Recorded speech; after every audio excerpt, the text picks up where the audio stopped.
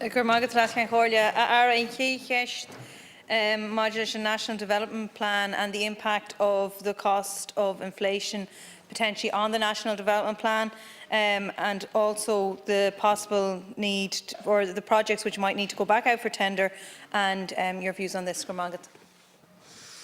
Thank you very much, Deputy Farrell. The €165 billion National Development Plan out to 2030, published last year, sets out the Government's overarching investment framework and broad direction for investment priorities for this decade. The NDP also sets out the range of actions that are being taken to strengthen delivery, maximise value for money and ensure to the greatest extent possible that projects are delivered on time, on budget and with the benefits targeted at the outset. As Minister for Public Expenditure and Reform, I am responsible for setting the overall capital allocations across departments and for monitoring monthly expenditure at a departmental level. My department is also responsible for maintaining the national frameworks within which departments operate to ensure appropriate accounting for and value for money in public expenditure, such as the Public Spending Code. Management and delivery of individual investment projects within the allocations agreed under the NDP and within the national frameworks is a core responsibility of every accounting officer and minister. Regarding the context for the delivery of the projects funded by the NDP allocations, my department monitors construction trends, sector trends, including inflation, on an ongoing basis. As the Deputy will be aware, there have been very significant and sustained increases in the prices of a broad range of commonly used materials in the construction sector throughout last year and in the aftermath of the pandemic, and as a result, more recently, of the Russian invasion of Ukraine. These developments, if persisting for a prolonged period, would represent a risk to delivery of the ambitious public investment programme set out in the NDP. In response to this risk, I have, as the Deputy will be aware, introduced a series of measures. In November last, the OGP issued procurement guidance to assist public bodies in managing the challenges they face, concluding live tenders, and in January this year, the OGP introduced measures applying to new public works contracts, including a reduction in the fixed price period and a mutual cost recovery within the fixed price period for material price changes in excess of 15%. I can make some further points in the follow-up responses. Thank you. Gurmagat Ara Tushishin Simul. And yesterday you might have seen that in front of the Transport Committee we heard some serious concerns from representative bodies of construction companies. And their view and what they spoke of was need to reform public work contracts for the construction of transport infrastructure. They said that many contractors were having to pull out due to cost of inflation in terms of the likes of building materials, as we're aware of the issues that you outlined there as resulting in inflation. And we know that often the contracts they enter into are fixed price. So someone who may have tendered for a contract 2 years ago and is now locked into a price, they might have based the estimates for material off of prices from 2 years ago. Obviously, we know a lot happened in the last 2 years, and there's been a sharp rise in inflation. I'm just wondering, have you given any consideration to the introduction of variation clauses in new or existing contracts, or in new or existing contracts, and if you have any views on that? Thank you, Deputy. So first of all, just to reiterate, we have made changes in respect of new tenders and new contracts, allowing for indexation of the tender price prior to the awarding of the actual contract, and also mutual cost recovery in new contracts to allow for recovery by the contractor of inflation above a certain percentage. I acknowledge that the level of inflation being experienced in construction at the moment is placing real pressure on contractors in respect of live contracts because of the fixed price nature. And I have asked my own officials in the Office of Government Procurement and in the National Investment Office to examine that issue in detail. They've consulted with the major capital spending departments and bodies, and I'm engaging actively with them. I do need to strike a balance. On the one hand, I have to ensure that taking up public works contracts remains a viable proposition for contractors. It must be viable. I accept that principle. But on the other hand, I do have a duty to taxpayers as well to make sure that our very large capital budget this year goes as far as it possibly can in respect of the delivery of the NDP. So the issue is under active consideration at this moment. I recognise the pressures that are there, and I will be bringing forward some proposals in this area shortly. Thank you, Minister. That'll be interesting to see those proposals, and I think that you're right. At the end of the day, what we want to do is make sure that we deliver. We do have an infrastructure deficit, as you know, and we want to deliver as much in terms of capital projects as we can with the resources that we have. And it is unfortunate that the inflation has increased that much which could impact on the delivery. And I'm just wondering about your capital project tracker for the NDP, and if you're going to be looking at that, and if there's if there'll be additional information provided there, especially if there are projects that are going to have to re-tender, which could obviously cause further delays. And also if there be additional information if we are looking at an upward revision of prices. Because look, I mean, we all want to see these capital projects be delivered. We want to see these things done, but obviously it is an area of concern with regard to inflation. Yeah, I mean, I think it's important to say that we do have a carry forward on the capital side this year of over €800 million, and that gives us some extra resources to ensure the delivery of the NDP across this year. But I have openly acknowledged that if the current level of inflation in construction persists over a prolonged period of time, then of course it has an impact on the quantum of the NDP that you get delivered in relation to the number of projects.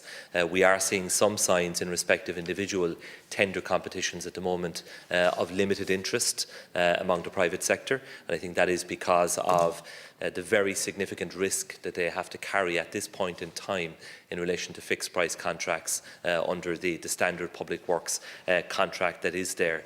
So it is about finding that right balance between protecting the interests of the state and the interests of taxpayers on the one hand, but ensuring that it is a viable and indeed an attractive proposition for contractors to partner with us in the delivery of the National Development Plan. So I've been examining this issue in considerable detail over the last number of weeks, and building on the changes that we made earlier in the year, I do intend to bring forward some proposals to seek to address this issue, at least in part. Thank you, Minister. Moving on to our next question in the name of Deputy Maireád Farrell.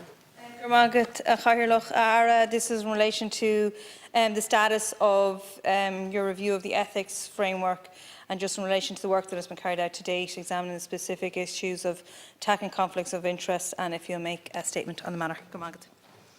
Thank you, Deputy Farrell. We made a commitment in the programme for government to reform and consolidate the ethics and public office legislation, and as your question mentions, and as a first step in meeting this commitment, I've asked my department to undertake a review of ethics legislation in advance of bringing fresh proposals for legislative reform to government. Following government agreement, this review got underway in September of last year. Formal stakeholder engagement commenced last November.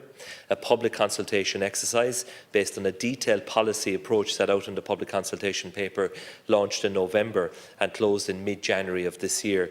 10 responses were received, including a limited number on behalf of individual citizens, as well as submissions from political parties and bodies such as Transparency International.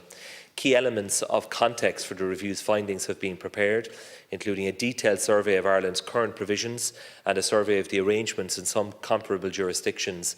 Initial engagement has also taken place with relevant government departments and the Office of the Attorney-General. I expect that the process will be completed during the course of the summer. The review's outcome will then inform proposals for legislative reform that I intend to bring to government later this year. In seeking to develop a renewed legislative approach, my department will take as its point of departure the policy framework developed for the 2015 Public Sector Standards Bill. Very broadly, this involves consolidation of the statutory framework for ethics and giving effect to relevant recommendations of the Mahon and Moriarty tribunals. In particular, it would see a significant strengthening of the legal obligations on public officials to disclose, as a matter of routine, actual and potential conflicts of interest, including for the first time provision for the confidential disclosure of liabilities over a certain threshold, in addition to sources of income and assets. In this, my ultimate goal is to build a fit-for-purpose, easy to understand and user-friendly statutory framework for ethics that contributes to the quality and effectiveness of our public governance, and by so doing enhances trust and confidence in public officials and our democratic institutions. Gurmagat Ara again, that was quite interesting because Ara, as we know from media reports at the moment, there's a crisis facing on board Planola, and it is quite a disturbing state of affairs. Now we know, and we're talking about conflicts of interest, we know that conflicts of interest don't necessarily equate to corruption, but as we saw with the likes of the Planning Tribunal, the presence of conflicts of interest can create the conditions where it could take place. Now, as you mentioned, the Mahon Tribunal, 3 of the main recommendations of Judge Alan Mahon with regard to conflicts of interest was 1, SIPO would be given greater powers, like the power to initiate its own investigations. That didn't happen. Serious breaches of the Ethics Act would become a criminal offence. Again, that didn't happen. And a planning regulator with wide powers to investigate, and I quote Judge Alan Mahon, systemic problems in the planning system, including possible corruptions, and these powers weren't given. So as you mentioned there, Minister, the Public Sector's Standards Bill was to give scope to all of these recommendations, and I do believe that it is that type of action, like the implementation of the Public Standards Bill, or indeed the implementation of the Public Standards Bill, is the action that is urgently needed. Minister. Yeah, thank you, Deputy, and I want to assure you of my own personal commitment to addressing this issue. I don't believe it is acceptable that when we spend hundreds of millions of euro of taxpayers' money on tribunals of inquiry and they make recommendations, that we then, as an Oireachtas and as a government, don't act on those recommendations.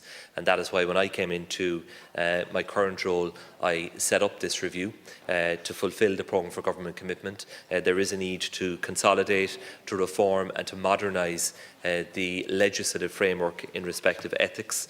So that is what we are examining at this moment, examining the recommendations made by SIPO as well in relation to the current regime, examining international best practice and indeed the views of stakeholders as communicated in the public consultation process. It will also consider, as I said, the outstanding recommendations from the tribunals and take account of more recent developments such as the Hamilton report and indeed the Council of Europe's Group of States Against Corruption recommendations on the reform of our statutory framework for ethics. So I will be bringing forward legislation in the second half of this year. Gurmagat Ara, and I'm looking forward to seeing that legislation towards the end of the year, because again, the crises of the day often reflect, in my opinion, you know, the significant role we do have in terms of ethics, the implementation of the likes of the Public Standards Bill, and indeed different things that are really important in terms of ethics. And now I understand that from media reports yesterday that Maireád Farrell will be carrying out a report into the crisis and on boards Planola, and that will be known as the Farrell report. Now my question would be that will there be a quick turnaround? And I understand this review obviously falls under Minister O'Brien, but I'm just wondering if you are aware of a deadline for completion and publication indeed, of course, which is important, because we do know from the likes of the Ditch and other media reports that there have been comprehensive dossiers submitted to PAC indicating conflicts of interests. And I just want to make clear, I understand, Minister, as well, that your views on this, but this crisis, like so many of the crises of the day, highlight the need for the implementation of the Public Sector Standards Bill, and I am looking forward to seeing what you have, what you will be proposing, because I do think a review in lieu of implementation really isn't a substitute. Minister. Yeah, thanks very much, Deputy. I'm not familiar with the exact detail in relation to the onboard Planola issue and the review, so I'm not going to comment on that. I would say that the Public Sector Standards Bill, which was brought forward in 2015, was last discussed at committee stage in April 2017, so 5 years ago. It is in need of modernising and reform, and I think the review that we are undertaking now is the best way to approach that. It is a very comprehensive review that is currently being undertaken, and it is ultimately about ensuring we have openness, we have transparency in respect of public life, the way in which we as elected representatives conduct our business, but also by our public officials, our non-elected public servants. As you know, the current acts provide for the publication of codes of conduct for office holders as well, non-office holders, members of both houses and public servants. And what I commit to is working in a collaborative way across the House to ensure that we get this legislation right. It is perhaps a once-in-a-generation opportunity to update the ethics framework within which we all operate and the public servants who serve the public across this country operate, and I will engage cooperatively with colleagues across the House to make sure that that is the best legislation it can be. Thanks, Minister. Moving on.